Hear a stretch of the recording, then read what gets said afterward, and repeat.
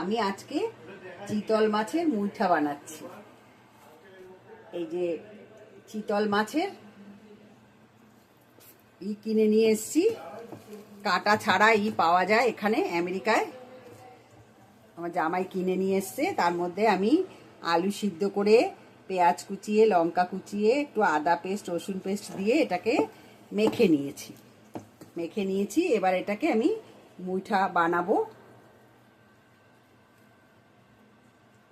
মুইঠা বানিয়ে এরকম করে রাখছি।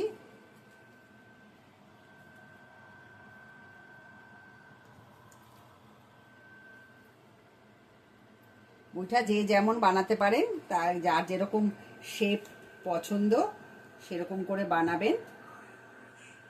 আমরা এরকম করেই বানাই। শেপটা লোকে নিজের পছন্দ মতো বানাতে পারবেন।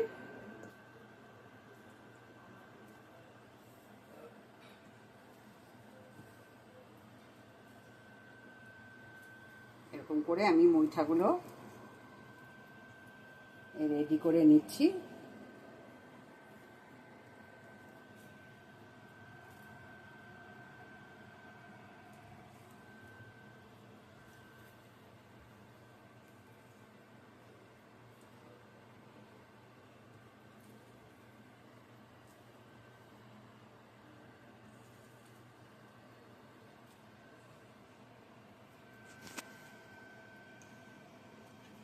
এভাবে আমি সব মুইঠাগুলো রেডি করে নিলাম।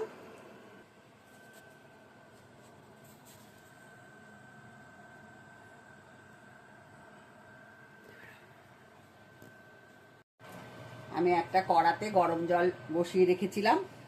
জলটা ফুটে যাওয়ার পরে আমি এর মধ্যে মুইঠাগুলো কয়েকটা করে দিয়ে দেব। এবার মুইঠাগুলো হালকা হয়ে যখন ওপরে উঠে আসবে তখন এটাকে পাল্টি করে দিতে হবে। করে এই সব মুইঠাগুলো আমি এরকম করে নেব।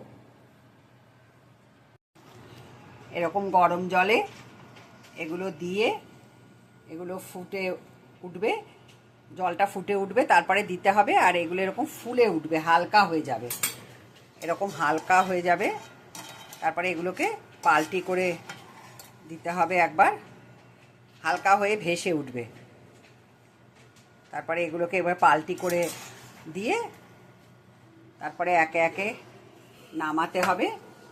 নামিয়ে এরকম এই যে রাখছি। এরপরে এগুলো তেল গরম করে ভালো করে ভাজতে হবে। ভেজে তারপরে কারি বানাতে হবে। আমি এই যে গরম জলে এগুলোকে ভাপিয়ে এই যে সব তুলে রেখেছি। এবার কড়াইতে তেল গরম করছি। এবার তেলের মধ্যে এগুলো ডিপ ফ্রাই করে নেব।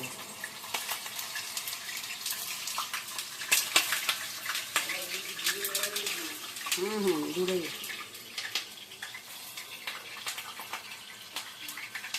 এগুলো এরকম করে ডিপ ফ্রাই করে সব তুলতে হবে। আমেরিকায় একটা জিনিস করতে হয়, লক্ষ্য করতে হয় রান্না করার সময়। এখানে গ্যাস খুব আস্তে আস্তে করে তারপরে আপনাকে কোনো জিনিস ফ্রাই করতে হবে। আমরা যেমন ইন্ডিয়াতে চড়া গ্যাস চড়িয়ে তারপরে তাড়াতাড়ি হওয়ার জন্য কোনো কিছু রান্না করে নেই, এখানে সেরকম হবে না। এখানে আপনাকে আস্তে আস্তে গ্যাস কমিয়ে সব কিছু রান্না করতে হবে। মানে ধুয়ো বেরোনো এখানে একদম, মানে ধুয়ো উঠলেই সঙ্গে সঙ্গে ঘরের ভেতরে ফায়ার অ্যালার্ম থাকে, সেইটা বেজে যাবে এবং সঙ্গে সঙ্গে আপনার ফায়ার ব্রিগেড থেকে লোক চলে আসে। ওই জন্য ওই ব্যাপারে সবসময় সতর্ক থেকে আস্তে আস্তে টাইম নিয়ে একটু রান্না করতে হয়। এবার আমার ডিপ ফ্রাইটা করা হয়ে গেল। এবার আমি সাদা জিরে, তেজপাতা আর গরম মশলা এই যে করে রেখেছি, এইটা ফোড়ন দেব। দিয়ে এই যে পেঁয়াজ কুচিয়ে রেখেছি, টমেটো কুচিয়ে রেখেছি, আদা পেস্ট, রসুন পেস্ট রেখেছি, এগুলো দিয়ে ভালো করে কষিয়ে তারপরে কারি বানাবো।